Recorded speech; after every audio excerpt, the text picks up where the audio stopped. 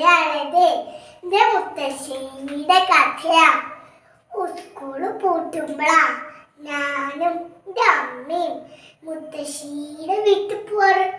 അവിടെ മുത്തശ്ശി ഒറ്റയ്ക്ക, ഇവിടെയോ ഞാനും ഒറ്റയ്ക്ക.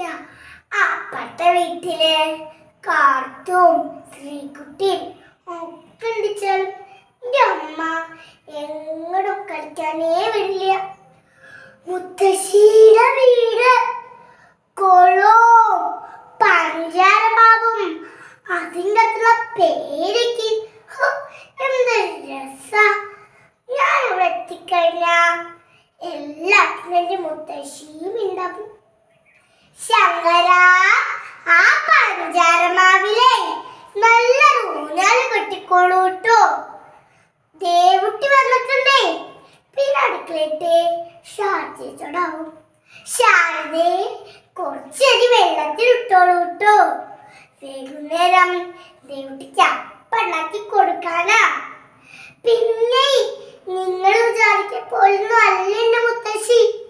അടങ്ങി ഒതുങ്ങിയിരിക്കുന്ന ആളൊന്നുമല്ല. എന്റെ പങ്ക് കുടിക്കാനും എന്റെ പങ്ക് കഴിക്കാനും എന്തിന് മാവില് കയറിയിട്ട് മാങ്ങ പൊട്ടിച്ചരും. അതുകൊണ്ട് എന്റെ അമ്മ വന്നാ അമ്മേനെയാണ് കുട്ടികൾ നാശാക്കണ. മാവിന്റെ മോളിന്ന് വീണിട്ട് കയ്യോ കാലോ ഒടിഞ്ഞ ആരുണ്ടാവുക വന്ന് നോക്കാൻ. മുത്തശ്ശി നീ നോക്കി കള്ള ചിരിച്ചിരിച്ച് പറയും, എന്റെ ദേവുട്ടി ഉണ്ടല്ലോന്ന്. അമ്മേനെയാണ് കുട്ടികളെ കൊഞ്ചിച്ച് വഷളാക്കണ എന്നും പറഞ്ഞ് അമ്മ അങ്ങോട്ടൊരു പോക്ക് അങ്ങോട്ട് പോകും. പിന്നെ ഞങ്ങളുടെ പാടുമായി. ഇപ്രാവശ്യം ഞാൻ മുത്തശ്ശിയുടെ വീട്ടിൽ പോയപ്പോഴാ അവർ ചെറിയമ്മമാരും ചെറിയച്ഛന്മാരും അവരുടെ കുട്ടികളും ആകെ ബഹളായിരുന്നു.